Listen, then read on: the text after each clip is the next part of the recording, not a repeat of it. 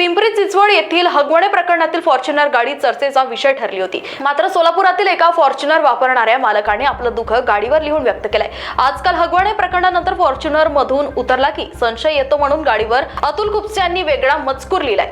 तशी तर मी मोठ्या घरची राणी, मात्र बदनाम केलं मला हगवणे यांनी। मी फॉर्च्युनर, माझा रुबाबच वेगळा, हगवणे कुटुंबामुळे नाव ठेवू लागलाय। गाव सगळं अतुल भाऊंनी मला रोखीत विकत घेतलाय, पण हगवणेमुळे फॉर्च्युनर जातीला लोकांनी धुधू धुतलंय। गाडीवर हा मजकूर लिहिलाय असे म्हणत आपल्या भावना त्यांनी व्यक्त केलाय। गेल्या अनेक दिवसापासून शेतकरी संघटनेत चळवळीत काम करताना जनशक्ती शेतकरी संघटना माझी स्वतःची असून करमाळा तालुक्यासह जिल्हाभर महाराष्ट्रभर फिरताना एका बारक्या स्विफ्ट गाडीतून निम्म आयुष्य फिरण्यात गेलं।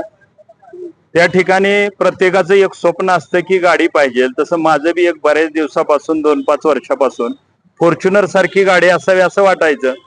शेती सोडून कुठलाच धंदा नाही, केळी असेल, डाळिंब असेल, ऊस असेल, अशा पिकातून थोडे थोडे पैसे जमवत 2-3 वर्षात नियोजन केलं आणि सगळ्यांनी सांगितलं फॉर्च्युनर सारखी चांगली गाडी नाही।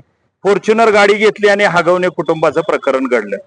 ज्या वेळेस बाहेर फिरतो त्या वेळेस कुठल्या कार्यालयात जाऊ द्या, हॉटेलात जाऊ द्या किंवा कुठेही जाऊ द्या, जिथं जाईल तिथं शेतकऱ्याचे प्रश्न मांडताना उतरायच्या अगोदरच प्रश्न विचारला जातो की भाऊ फॉर्च्युनर कधी घेतली, आणि उत्तर द्यायच्या आत दुसरं उत्तर येतंय की तुम्ही घेतली का सासऱ्याला दाबून घेतली, सासऱ्याला दम देऊन घेतली, बायकोला छळ करून घेतली, असा लोकांचा बघण्याचा आणि म्हणण्याचा दृष्टिकोन।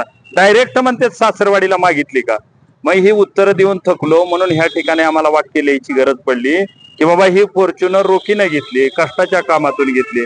म्हणजे एका बाजूने फॉर्च्युनर गाडीला एवढं चांगल्या फॅसिलिटी दिलेत आणि अशा ठिकाणी फॉर्च्युनर सारखी गाडी बदनाम होती, म्हणून एक मराठा समाजाला लागलेला हगवणे सारखा कलंक आहे। उद्याच्या काळात वैष्णवी ताई सारखी जर गोष्ट घडायची नसेल तर मी एकच सांगेन की मुलीच्या बापांना, सर्वसामान्यांना, कष्टकऱ्यांना आणि जो स्वतःच्या पायावर उभा आहे अशा तरुणांना पोरी द्या। आयत्या बापाच्या पिठावर रिगुट्या वाढणारी, ड्रग्ज सारखी, दारू सारखी व्यसनं करणारी, अनेक लपडी अनैतिक संबंध करणारी अशांना पोरी देण्यापेक्षा श्रीमंतीला भुलू नका, सर्वसामान्य आणि कष्टकऱ्याच्या घरात पोरी द्या।